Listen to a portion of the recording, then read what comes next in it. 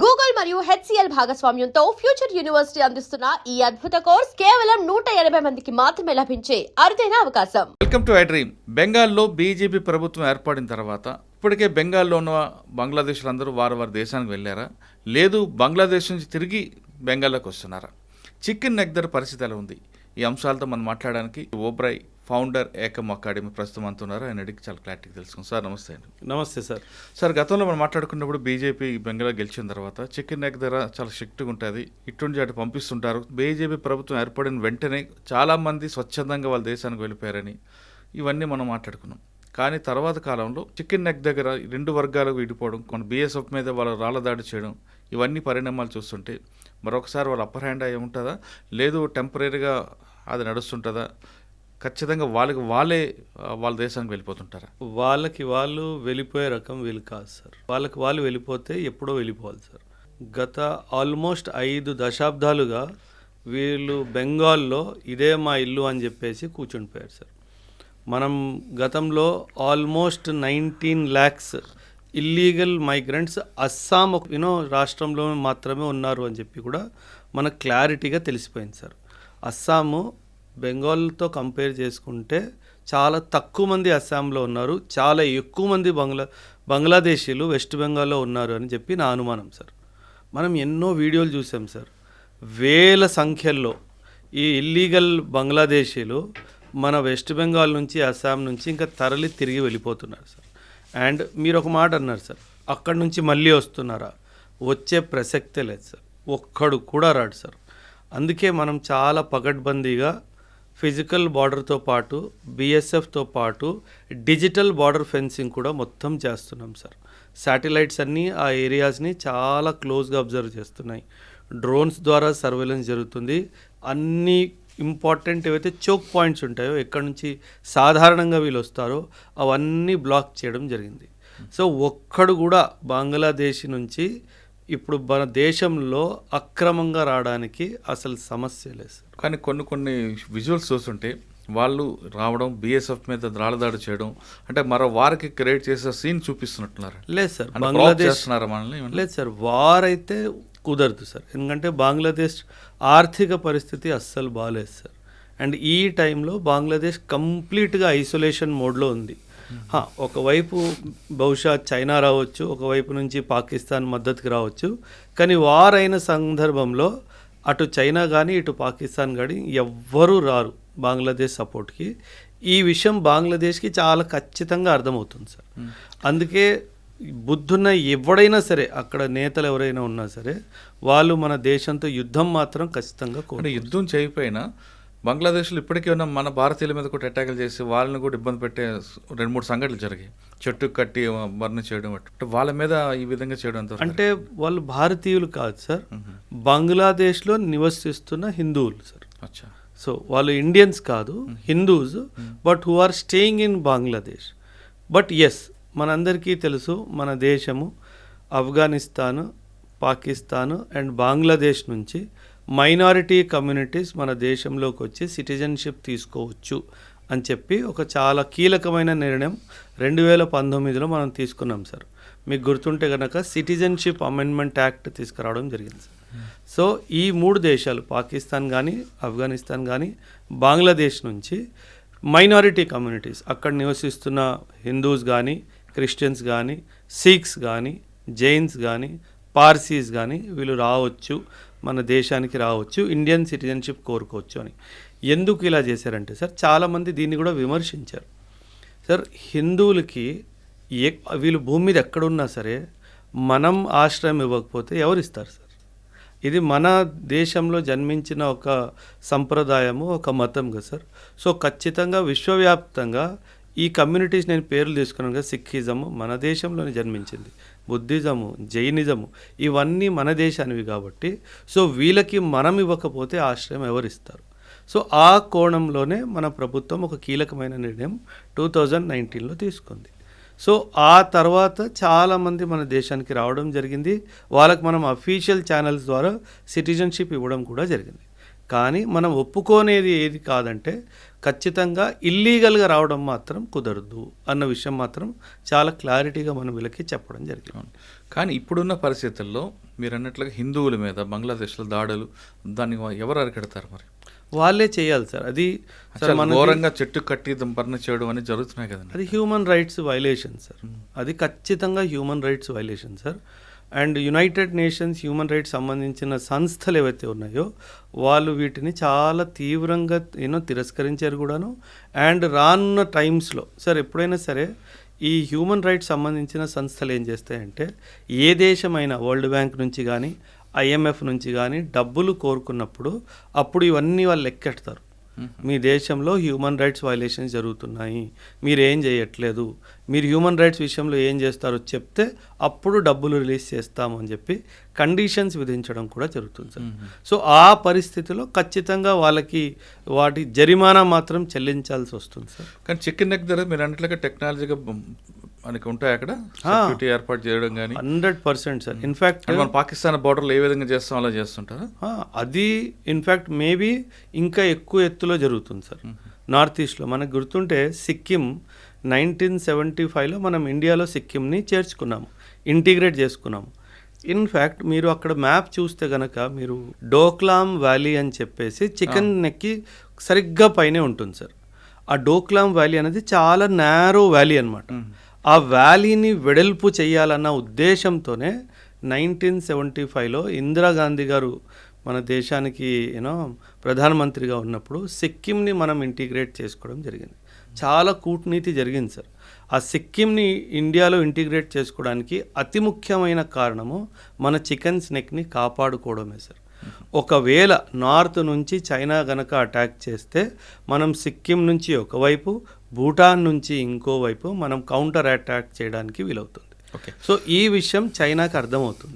అందుకే 1975లో మనకి సిక్కిం మన ఇండియాలో జాయిన్ అయినప్పటికీ 2003 వరకు చైనా సిక్కింని ఇంటీగ్రల్ పార్ట్ ఆఫ్ ఇండియాలా భావించలేదు. ఫైనలీ 2003లో ఇది జరిగింది. మీరు డోక్లా గురించి మాట్లాడారు కాబట్టి అవును సార్, చాలా మంది మిమ్మల్ని మీ ఇంటర్వ్యూలో అడుగుతున్నారు, పాకిస్తాన్ బార్డర్లో LOC ఆ ఏరియాలో వెపన్స్తో ఉంటాం, కానీ చైనా బార్డర్లో మనందరూ ఎందుకు వెపన్స్ ఉంటాం? LOCకి LACకి డిఫరెంట్ ఏంటి? లైన్ ఆఫ్ కంట్రోల్ అంటే సార్ ఎప్పుడైనా ఇది ఒక military held line sir. Line of control is a military held line. Line of actual control ఏదైతే ఉందో సార్ అది మిలిటరీ హెల్డ్ లైన్ కాదు సార్. ఉన్నారు ట్రూప్స్ పోస్టెడ్ ఉన్నారు, కానీ పరిస్థితులు పాకిస్తాన్తో ఎలాగైతే దారుణంగా ఉన్నాయో అలా LACలో లేవు సార్. 1962లో మనకి చిన్న యుద్ధం ఏదైతే జరిగిందో చైనాతో, ఆ తర్వాత మనం ఒప్పందంకి వచ్చింది ఏంటంటే ఆయుధాలతో మనం బార్డర్ వైపుకి వెళ్ళకూడదు, ఈ ఒక్కవేళ గొడవ జరిగినా సరే మనం ఫైర్ వెపన్స్ని వాడకూడదు, సో దట్ వార్ ఎస్కలేట్ అవ్వకుండా చూసుకోవడానికి. మీరు చూసుంటే కనుక సార్ JNKలో కూడా చైనా బార్డర్ ఉంది మనకి. మనం దెప్సాంగ్ వ్యాలీస్, పెంగాంగ్సో లేక్, ఇక్కడ మీకు గల్వాన్ క్లాషెస్ గుర్తుంటే కనుక మీరు చూస్తే అందులో లాఠీలతో కొట్టుకుంటున్నారు తప్పితే ఆయుధాలు ఎవరు వాడట్లేదు. ఎందుకంటే అదొక ఒప్పందం ఉంది కాబట్టి. సో దట్ ఒక చిన్న విషయము పెద్ద యుద్ధంగా మారకుండా ఉండడానికి రెండు దేశాలు కలిసి తీసుకున్న ఒక మంచి నిర్ణయం. కరెక్టే, కానీ రాబోయే కాలంలో మనకి చైనా నుంచి ఎక్కువ కనిపిస్తుంది కాబట్టి యుద్ధం వచ్చే అవకాశం ఉంది. ఇదే విధంగా మన కర్రలతోనో రాళ్ళతోనో చేతులతో కొట్టుకుంటే మరో పాకిస్తాన్లో తయారయ్యే అవకాశం ఉందని కొంతమంది sir. China is a much bigger enemy than Pakistan any day. మనకి ఎప్పటికైనా సరే సార్ పాకిస్తాన్ మనకి మనం పెద్దగా వాడి గురించి ఆలోచించాల్సిన అవసరం కూడా లేదు సార్. మనం ఆలోచించాల్సింది ఖచ్చితంగా చైనా గురించి సార్. సార్ ఎప్పుడైనా సరే మిలిటరీ శక్తి ఏంటో దీనికి 3 పిల్లర్స్ ఉంటాయి సార్. ఒక సోల్జర్ బార్డర్ దగ్గర నిల్చొని యుద్ధం ధైర్యంగా పోరాడుతున్నాడు అంటే దానికి 3 కారణాలు సార్. ఒకటి, ఆ సోల్జర్ చేతిలో మనం ఇచ్చిన ఆయుధము. రెండవది, సోల్జర్కి మనం ఇచ్చిన ధైర్యము. నీ దేశం నీతో పాటు ఉంది, నువ్వు ధైర్యంగా ఉండు, వీఆర్ సపోర్టింగ్ యూ అనేది. మూడవది పొలిటికల్ విల్ సార్. ఈ 3 ఉంటే కనుక ఖచ్చితంగా ఏ యుద్ధాన్ని మనం ఓడిపోం సార్. 1962 వార్ ఏదైతే చైనాతో జరిగిందో అది ఓడిపోవడానికి కారణం సైనికుడు కాదు, సైన్యం కాదు. It was a political and diplomatic failure sir. It was a political and diplomatic failure. So China is the bigger enemy than Pakistan any day to India sir. Pakistan గురించి మనం పెద్దగా ఆలోచించాల్సిన అవసరం కూడా లేదు. కానీ మరి వెపన్తో ఉండొచ్చు కదండి ఇప్పుడు నుండి, అప్పుడు సడన్గా మనం అవసరం లేదు కదా సార్. ఎందుకు సార్? వెపన్ ఎప్పుడైనా సరే గుర్తుపెట్టుకోండి సార్, ఇది బ్యాటిల్ ఫీల్డ్ని ఇంటెన్సిఫై చేస్తుంది. మన ఉద్దేశం యుద్ధం చేయడం కాదు కదా సార్. ఏ దేశమైనా సరే యుద్ధం కాకుండా మాటలతో, డిప్లొమసీతో ఒక పీస్ని ఎస్టాబ్లిష్ చేయడానికే ప్రయత్నిస్తుంది. సో ఒకవేళ ఆయుధాలు లేకుండా సార్, ఇప్పుడు 1962 2026 60 సంవత్సరాల పైన అయిపోయింది కదా సార్, ఏ యుద్ధం జరగలేదు కదా sir. So it is in a way మంచిదే కదా సార్. అవును. సో అది మనకి మంచి తీసుకొచ్చింది కానీ చెడు తీసుకురాలేదు కదా. So it is working well for us. Sir next Ajit Doval గారు, ఆయన వేసిన స్కెచ్, ఆయన వేసిన ముందు చూపు వల్లే బెంగాల్లో మనం బీజేపీ రావడం, ఆయన వ్యూహం అంతా కరెక్ట్గా ఉంది. అంటే ఎక్కడైనా దేశంలో చిన్న ట్రబుల్ వచ్చినా, ఇంటర్నల్ ఇష్యూ కానీ ఏమొచ్చినా ఆయన వ్యూహం వేస్తారు, ఖచ్చితంగా అది సక్సెస్ అవుతుంది. మరి మణిపూర్ ఇప్పటికీ తగలబడుతుంది కదండి, మరి అందులో ఆయన జోక్యం లేదు సార్. జోకించలేదు అని కాదు సార్. సార్ నార్త్ ఈస్ట్ అంతా మనం చాలా సూక్ష్మంగా చూస్తే ఉంటుందంటే it is a tribal conflict sir. అంటే ఏదో ఎకనామిక్ రీజన్స్ కానీ బార్డర్ డిస్ప్యూట్ కానీ కాదు sir. It is a tribal conflict between two major tribal groups. అక్కడ ఆ ట్రైబల్ కాన్ఫ్లిక్ట్ హిస్టారికల్ సార్. అది ఇప్పటి నుంచి మొదలైంది కాదు. కానీ డెఫినెట్గా దానికి ఆర్థిక వ్యవస్థ కూడా ఒక కారణం ఉంది, దానికి అడ్మినిస్ట్రేటివ్ వ్యవస్థ కూడా ఒక కారణం ఉంది. కాకపోతే ఈ ట్రైబల్ కమ్యూనిటీస్ ఏంటంటే సార్, వీళ్ళు చాలా వెపన్స్, అంటే హిస్టారికల్గా చరిత్రలోనే వీళ్ళ దగ్గర చాలా వెపన్స్ ఉన్నాయి సార్. అవి modern state of the art weapons కాకపోయినా కత్తులు, కటార్లు, లోకలీ మేడ్ గన్స్ వీళ్ళ దగ్గర చాలా ఉన్నాయి సార్. సో మనం ఎంత వ్యూహం వేసినా సరే, ఎంత మనం ఆర్మ్డ్ ఫోర్సెస్ని డిప్లాయ్ చేసినా సరే, వాళ్ళ బ్లడ్లోనే ఫైటింగ్ ఉంది సార్. అది ఆపాలి అంటే వాళ్ళు ఖచ్చితంగా థాట్ ప్రాసెస్ నుంచి బయటకు వచ్చిన తర్వాతనే ఇలాంటి యుద్ధాలు అవుతాయి. కానీ అదర్వైజ్ మనం ఎంత బలప్రయోగం, కేవలం యుద్ధంతో కాకుండా వాళ్ళ మార్పు తీసుకురావడానికి, వాళ్ళకి అవగాహన కల్పించడానికి చేయొచ్చు కదండి. ఖచ్చితంగా జరుగుతుంది సార్. అంటే ఇప్పుడు ప్రస్తుతానికి మనకి సార్ ఏమవుతుందంటే, ఒక కాన్ఫ్లిక్ట్ స్టార్ట్ అయింది, ఇగ్నైట్ అయింది అంటే అది ఎన్నో సంవత్సరాలు దాని వెనుక దాన్ని ఆపడానికి ప్రయత్నం కూడా ఉంటుంది సార్. ఇప్పుడు 2 years 1 year ముందు మణిపూర్ జరిగింది అంటే ఎన్నో సంవత్సరాల ముందు కూడా జరగచ్చు. ఎవరో దాన్ని ఆపుతున్నారు అన్న విషయం మనం మర్చిపోకూడదు సార్. అండ్ అది జరిగిన తర్వాత కూడా మళ్ళీ అలా జరగకుండా చాలా చర్చలు, చాలా చర్యలు కూడా తీసుకుంటూ ఉంటారు. అది పబ్లిక్ డొమైన్లో సాధారణంగా పెట్టరు. ఎందుకంటే కొన్ని శక్తులు ఏంటంటే ఇది ఆగకూడదు, ఇలాగే కొనసాగుతూ ఉంటాం. సో వాళ్ళకి తెలియకుండా మనం ఏం చేస్తున్నాము అన్న ఉద్దేశంతో చాలా వివరాలు కామన్ మీడియాకి తెలియచేయరు సార్.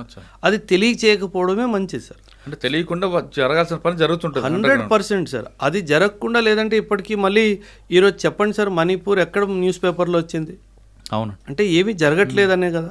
ఎస్, సిచ్యువేషన్ టెన్స్డ్గానే ఉంది, నేను అక్సెప్ట్ చేస్తాను.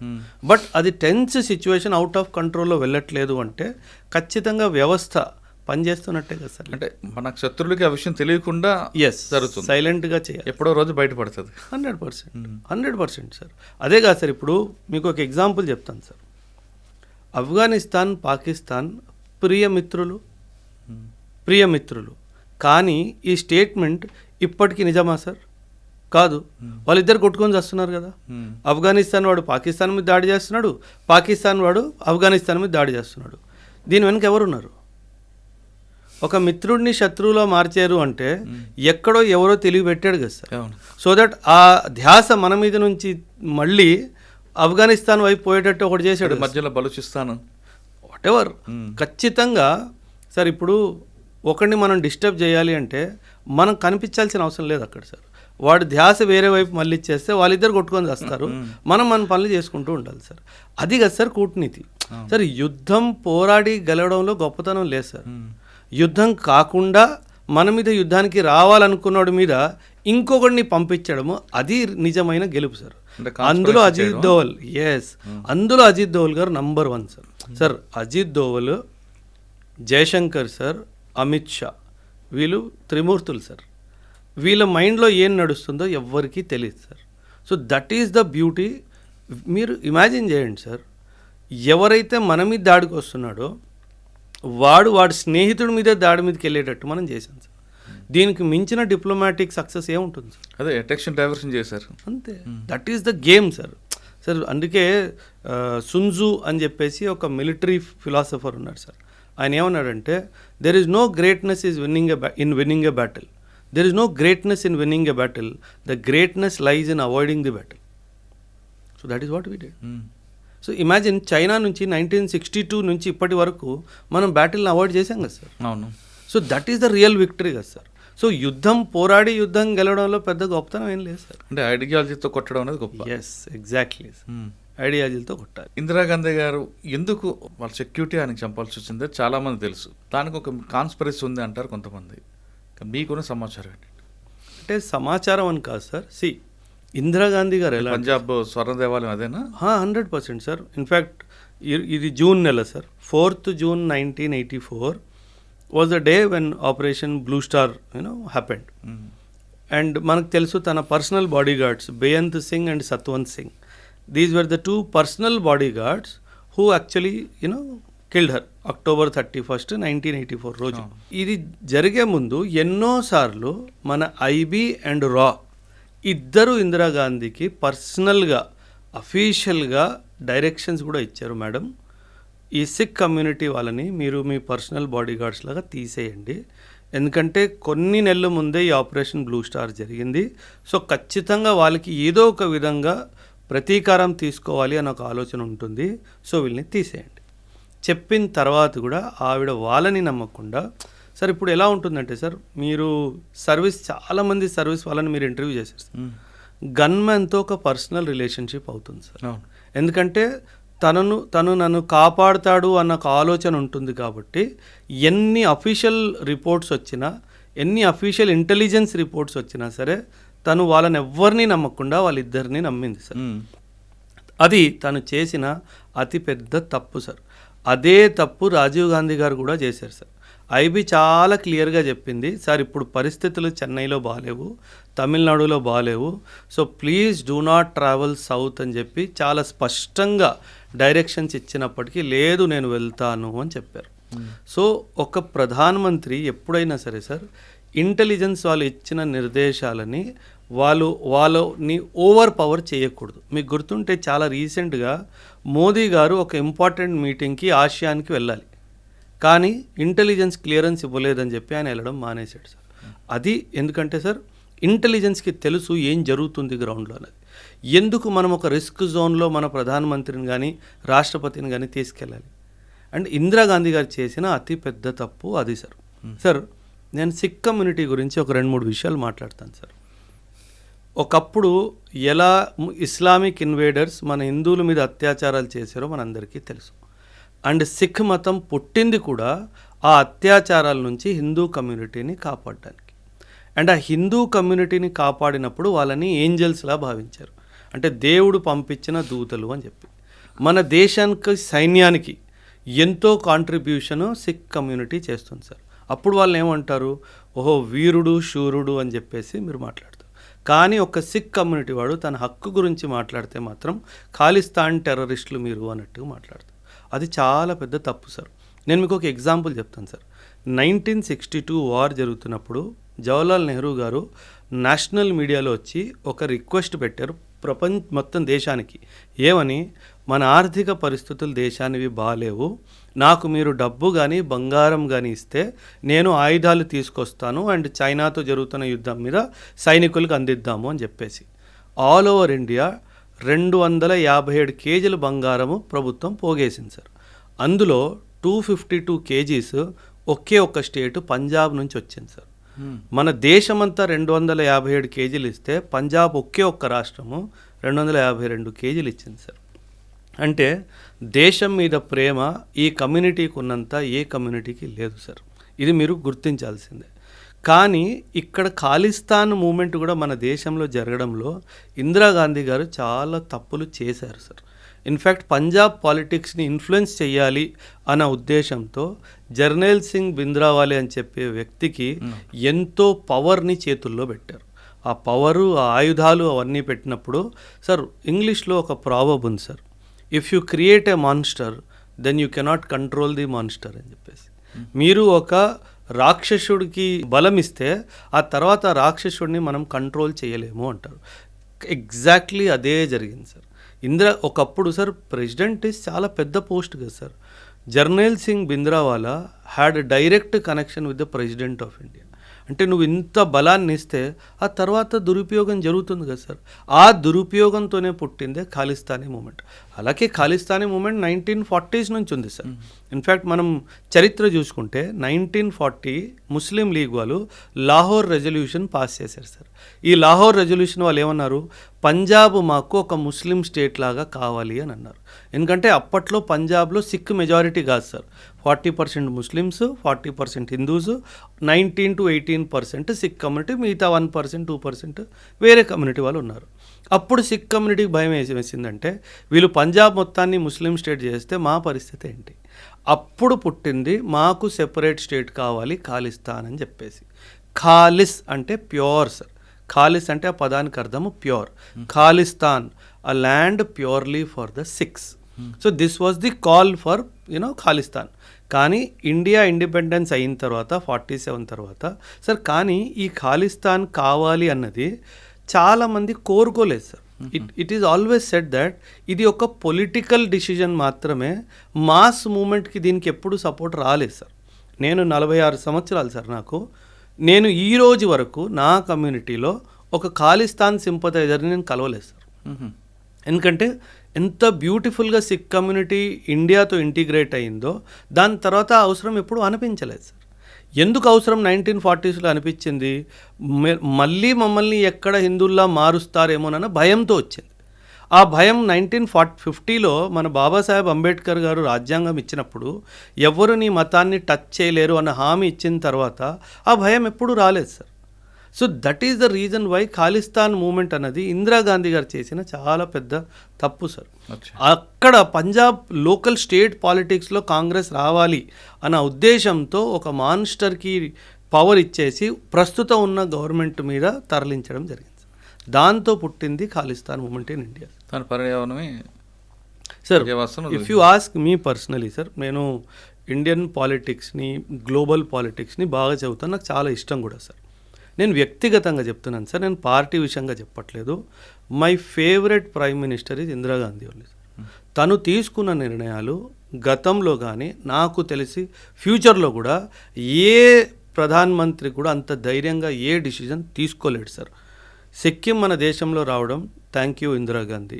పాకిస్తాన్ 2 ముక్కలు అవడం థ్యాంక్ యూ ఇందిరాగాంధీ. రా ఎస్టాబ్లిష్ అవ్వడం థ్యాంక్ యూ ఇందిరాగాంధీ. విశ్వవ్యాప్తంలో ఇండియా అనే ఒక దేశం ఉంది అని గుర్తింపు తెప్పించడం థ్యాంక్ యూ ఇందిరాగాంధీ. ఇన్ని మంచి పనులు చేసిన ఆవిడ కొన్ని విషయాల్లో కొన్ని తప్పులు జరిగాయి సార్. సో నేను పర్సనల్గానే తన్ని చాలా ఇష్టపడతాను సార్. నాకు తనంటే చాలా ఇష్టం. ఈ టైంలో ఇందిరాగాంధీ కనుక ఉండుంటే బలూచిస్తాన్ ఎప్పుడో వేరైపోయేది, పిఓకే ఎప్పుడో మనకు వచ్చేసేది. వ్యక్తిగతంగా చెప్తున్నాను, నేను పార్టీ విషయంగా చెప్పట్లేదు. As an individual she was very bold personality sir. మా నాన్నగారు ఒక మాట చెప్పేవారు సార్, మన ప్రధానమంత్రి ఎలా ఉండాలంటే లయన్ హార్ట్ లాగా ఉండాలి. అంటే చాలా ధైర్యంగా ఉండాలి, అదే సమయంలో ఫాక్స్ లాగా కన్నింగ్గా కూడా ఉండాలి. ఒకవైపు లయన్ హార్టెడ్ ఉండాలి, రెండో వైపు ఫాక్స్ లాగా కన్నింగ్ ఉండాలి. నీ బుర్రలో ఏం నడుస్తుందో ఎవడు తెలియకూడదు. సో ఆ 2 క్వాలిటీస్ ఉన్న ఏకైక ప్రధానమంత్రి ఇప్పటి వరకు నా ఉద్దేశంలో ఒకటి ఇందిరాగాంధీ, రెండోది పివి నరసింహారావు గారు సార్. ఈ ఇద్దరు చాలా ఎక్సలెంట్ సార్. ఈరోజు మన దేశము ఆర్థికంగా బలంగా ఉంది అంటే thank you to PV Narasimha Rao గారు సార్. ఆయన చాలా మంది మన్మోహన్ సింగ్ అంటుంటారు కదా. Manmohan Singh was the finance minister sir. Sir ఎప్పుడైనా సరే credit always goes to the boss sir. ఎందుకంటే అకౌంటబిలిటీ ఈజ్ ఆల్సో బాస్. ఇప్పుడు మనం ఎల్పిజి రిఫార్మ్స్ 1991లో సార్, ప్రధానమంత్రి మన పివి నరసింహారావు గారు ఆయన సూక్ష్మ శక్తి ఆయనకి ఎంతైతే ఉందో అలా సూక్ష్మ శక్తి ఉన్న ప్రధానమంత్రి ఇప్పటి వరకు రాలేదు సార్. ఎవరు చాలా బోల్డ్, చాలా టఫ్ టు హ్యాండిల్. కాకపోతే అప్పుడు మన పివి నరసింహారావు గారికి 2-3 చాలా మంచి ఫైనాన్స్లో చాలా మంచి వ్యక్తులు ఆయనకి. Imagine the trio sir, 3. PV Narasimha Rao గారు ప్రైమ్ మినిస్టరు, మన్మోహన్ సింగ్ గారు ఫైనాన్స్ మినిస్టరు, డాక్టర్ రంగరాజన్ గారు ఆర్బీఐ గవర్నర్. ఇంత మంచి టీం ఉన్న తర్వాత కీలకమైన నిర్ణయాలు ఎందుకు రావు sir? So that is where the team work is also important in politics sir. Sir మనం ఇంతకుముందు రాజీవ్ గాంధీ గారి గురించి మాట్లాడుకున్నాం. అవును సార్. శ్రీలంకలో వాళ్ళ ఎల్టీటీ ప్రభాకరన్ వాళ్ళ అది కొట్టుకుంటే ఈయన అనవసరంగా ఎంటర్ అవ్వడబట్టే ఆ ఇష్యూ వచ్చింది అనుకోవచ్చా? లేదు మనం ఖచ్చితంగా హెల్ప్ చేయాలి, అది బై మిస్టేక్లో జరిగింది. ఇప్పుడు ఇందిరాగాంధీ గారు ఎలా కొన్ని తప్పులు చేశారో అదే విధంగా రాజీవ్ గాంధీ గారు చేశారు. సార్ అంటే మీ ఆడియన్స్కి విషయం తెలుసో తెలీదో, శ్రీలంకలో ఎల్టీటీకి జన్మనిచ్చిందే ఇందిరాగాంధీ సార్. 1971 వార్ పాకిస్తాన్తో జరుగుతున్నప్పుడు సార్, 1971 ముందు పాకిస్తాన్ అంటే వెస్ట్ పాకిస్తాన్, ఈస్ట్ పాకిస్తాన్, ఇప్పుడు బంగ్లాదేశ్ అప్పట్లో పాకిస్తాన్లోనే భాగం. ఇందిరాగాంధీ శ్రీలంకకి చాలా క్లియర్గా ఒక సందేశం జారీ చేసింది సార్. ఏమంది? నేను ఈస్ట్ పాకిస్తాన్తో యుద్ధానికి వెళ్తున్నాను, వెస్ట్ పాకిస్తాన్ నుంచి ఈస్ట్ పాకిస్తాన్కి వెళ్ళాలంటే ఇండియన్ ఓషన్ ద్వారానే వెళ్ళాలి. అండ్ అప్పట్లో పాకిస్తాన్ దగ్గర ఫ్లైట్ కానీ షిప్ కానీ డైరెక్ట్గా వెళ్ళే అంత కెపాసిటీ లేదు, నీ దగ్గరకు వచ్చి ఆగి వెళ్ళాలి. నువ్వు మాత్రం హార్బర్ ఇవ్వడానికి వీల్లేదు. ఆ షిప్స్కి రీఫ్యూలింగ్ కానీ ఆయిల్ ఇవ్వడం కానీ ఫుడ్ ఇవ్వడం కానీ చేయడానికి వీల్లేదు. కండిషన్ చాలా క్లియర్గా కండిషన్ పెట్టింది. చెప్పినా సరే శ్రీలంక వినలేదు. వినకుండా పాకిస్తాన్ని మద్దతు ఇవ్వడానికి ప్రయత్నించింది. ఆ రోజు ఇందిరాగాంధీ నిర్ణయించుకుంది, నీకు గుణపాఠం నేర్పిస్తాను. ఈ ఉద్దేశంతో ఎల్టీటీ అనే సంస్థని శ్రీలంకలో జన్మనిచ్చిందే ఇందిరాగాంధీ సార్. ఖలిస్తాన్ లాగా 100% సార్. ఇక్కడ పంజాబ్లో ఖలిస్తాన్ ఏ విధంగా అక్కడ అలాగా 100% sir. Indira Gandhi as a leader is an absolute strict leader sir. ఇది చెయ్యొద్దు అంటే చెయ్యొద్దు, ఆ తర్వాత చేసేవంటే దానికి పరిణామాలను ఫేస్ చేయడానికి నువ్వు సిద్ధంగా ఉండు.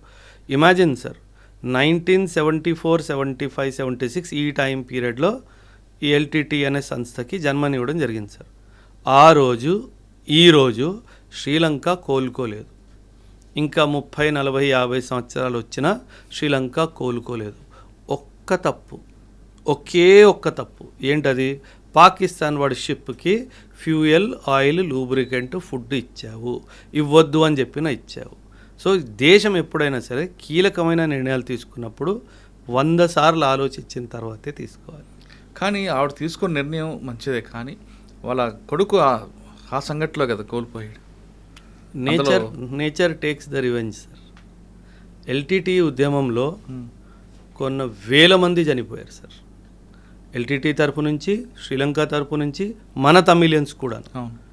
ఖచ్చితంగా ఎవరిదో ఉసురు తగులుతుంది కదా sir. Nature will take its revenge sir. అందుకే అంటారు, మాన్స్టర్ని జన్మనిచ్చే ముందు, తప్పు పని చేసే ముందు 100 సార్లు ఆలోచించాలి అని చెప్పేసి. అది తిరిగి 100 రెట్లుగా మన వైపుకే వస్తుంది. సో అది ఖచ్చితంగా it is a lesson to everybody that be mindful of your actions. అంటే ప్రకృతి కొట్టిన దెబ్బకు మనం తప్పించుకోలేం, ఎవడు తప్పించుకోలేడు కదా సార్. అందుకే అంటారు nature has no mercy sir. మనిషి అయినా క్షమించేస్తాడేమో కానీ నేచర్ కర్మ క్షమించదు అంటారు సార్. సింధూర్ 2, సింధూర్ 3 వస్తుందా? సింధూర్ 2 రావాలని నేనైతే చాలా డీప్గా మనస్ఫూర్తిగా కోరుకుంటున్నాను సార్. ఈ సింధూర్ 2లో ఆబ్జెక్టివ్ ఉండాలంటే బలూచిస్తాన్ని పాకిస్తాన్ నుంచి సెపరేట్ చేయాలి సార్. సింధూర్ 3 పిఓకేని తిరిగి తెచ్చుకోవాలి. ఇది ఎలా చేస్తారో అజిత్ దోవల్ గారు కానీ, మోదీ గారు కానీ, రాజ్నాథ్ సింగ్ గారు కానీ, అమిత్ షా గారు కానీ, మన ఎక్స్టర్నల్ అఫైర్స్ మినిస్టర్ జయశంకర్ గారు కానీ, ఈ 5 బుర్రలు కూర్చొని నిర్ణయం తీసుకుంటే ఒక 6 నుంచి 8 నెలల్లో బలూచిస్తాన్ అయిపోతుంది. 1 సంవత్సరం తిరిగేలోపు పిఓకే కూడా మన భారతదేశానికి వస్తుంది. కానీ సార్ ఒక విషయం సార్, బలూచిస్తాన్ ఓకే ఫైన్ చేసేయచ్చు, కానీ పిఓకే చాలా జాగ్రత్తగా, చాలా చిన్న చిన్న విషయాలన్నీ చాలా దగ్గరగా పరిశీలించిన తర్వాతే చేయాలి. ఎందుకంటే పిఓకే సార్ ఇప్పుడు ఎలా అంటే అక్కడ లోకల్ పాపులేషన్ ఏదైతే ఉందో అంత ప్రో ఇండియా ఏం కాదు సార్. ఎక్కడ? పిఓకే. అక్కడ ఎందుకండి? కాశ్మీర్లో కూడా లేదు కదా.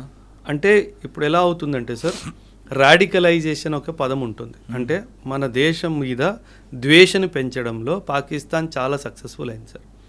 సో ఫస్ట్ ఒకవేళ మనం పిఓకే తీసేసుకున్నా సరే దాన్ని డైరెక్ట్గా ఇండియాలో ఇంటిగ్రేట్ చేయకూడదు సార్. అంటే వాళ్ళని ఇండియాలో రావచ్చు, ఇండియాలో పోవచ్చు, ఇండియన్స్ అక్కడికి వెళ్ళొచ్చు, ఇవన్నీ కాకుండా దాన్ని ఒక కంట్రోల్డ్ టెరిటరీ లాగా ఒక 3 నుంచి 4 దశాబ్దాలు అయిపోయిన తర్వాత అప్పుడు నెమ్మదిగా ఇండియాతో ఇంటిగ్రేట్ చేయాలి. ఎందుకంటే అక్కడ ఎన్ని యాంటీ సోషల్ ఎలిమెంట్స్, ఎన్ని యాంటీ నేషనల్ ఎలిమెంట్స్ ఉన్నాయో మనకు తెలియదు. పాకిస్తాన్ వాడు ఏం చేస్తాడంటే సార్ చాలా తెలివిగా ఆ భూమి నేను ఇంకా ఓడిపోబోతున్నాను, నా చేతిలో ఉండదు అని అనిపించినప్పుడు ఈ టెర్రరిస్టులందరిని ఎవరైతే ట్రైన్ చేశాడో నార్మల్ సివిలియన్స్ లాగా వాళ్ళందరినీ పుష్ చేసేస్తాడు సార్. సో వీళ్ళేంది అక్కడే ఉంటూ మన దేశంలో మళ్ళీ అన్ని అరాచకాలు చేయడానికి ప్రయత్నిస్తారు. సో అందుకే అది మన చేతిలోకి వచ్చేసినా సరే దాన్ని మనం చాలా జాగ్రత్తగా హ్యాండిల్ చేస్తూ ఒక 4-5 దశాబ్దాలు అయిన తర్వాతనే మన దేశంలో ఇంటిగ్రేట్ చేసుకోవాలి అనేది నా ఆలోచన. కరెక్టే, పీఓకి వరకు మీరు చెప్తున్నారు, కానీ కాశ్మీర్లో కూడా ఇప్పటికి కూడా ప్రజల మద్దతు ఉంది కదండి. ఉంది సార్. అంటే ఇక్కడ మరిస్తున్నాం కదా మనం. అంటే అలా అని కాదు సార్, మీకు గుర్తుంటే కనుక లాస్ట్ ఇయర్ నార్త్ నుంచి కాశ్మీరే కాదు ఒక social media influencer operation Sindoor జరుగుతున్నప్పుడు యాజ్ ఎ స్పై లాగా అన్ని విషయాలు అందించింది కదా సార్. జ్యోతి మల్హోత్రా అనే పేరు ఉంది అమ్మాయి కదా సార్. అవును. సో మనం ఓన్లీ కశ్మీర్లోనే పాకిస్తాన్కి సపోర్ట్ చేస్తున్న వాళ్ళు ఉన్నారు అని చెప్పడం తప్పు సార్. హైదరాబాద్లో కూడా ఉన్నారు, విశాఖపట్నంలో కూడా ఉన్నారు, బెంగళూరులో కూడా ఉన్నారు, చెన్నైలో కూడా ఉన్నారు. సో అదొక ఐడియాలజీ సార్. ఆ ఐడియాలజీని మనం ఈ రాష్ట్రము ఈ ప్రదేశం నుంచి పోల్చడానికైతే ఖచ్చితంగా లేదు సార్. ఆ ఐడియాలజీ మైండ్ నుంచి పోవాలి సార్. అండ్ కొన్ని వర్గాల్లో ఆ ఐడియాలజీ పోదు సార్ మైండ్. ఆపరేషన్ సింధూర్ 2తో పాటు 3 కూడా వస్తుంది అంటున్నారు ఓబ్రాయ్ గారు. కానీ వస్తే మాత్రం మిగతా రాష్ట్రాల్లాగా వెంటనే కలపకుండా దాన్ని కొంతకాలం అబ్జర్వేషన్ పెడితే తర్వాత మన దేశానికి మంచి జరుగుతుందంటూ అతను అనుభూతిలో చెప్తున్నారు. మరో అంశాల్లో మరీ కలుద్దాం. ఇది ఓబ్రాయ్ గారితో ఎక్స్క్లూజివ్ ఇంటర్వ్యూ. థ్యాంక్ యూ అండి. Thank you sir. And don't forget to subscribe to iDream. And for more videos, Please subscribe to iDream. Please subscribe to iDream. Please subscribe iDream. And please subscribe to iDream. For more videos, subscribe to iDream. please like, share, and subscribe to the channel. Congratulations, iDream. Subscribe to iDream. Subscribe to iDream. So subscribe to iDream Media. iDream team అందరికి huge congratulations. Please subscribe iDream Media. Please subscribe to iDream. Subscribe iDream. Please subscribe to iDream. iDream అంటే నా కళల ఛానల్ను subscribe చేసుకున్న నోరు తిరుగుతలేదు, మీరైతే గంట గుర్తు కొట్టండి. For more such videos, please subscribe to iDream. Subscribe to iDream. Please subscribe to iDream. Please subscribe iDream Media. Please do subscribe to iDream. Please subscribe to iDream Media. For best entertainment and information, please subscribe iDream.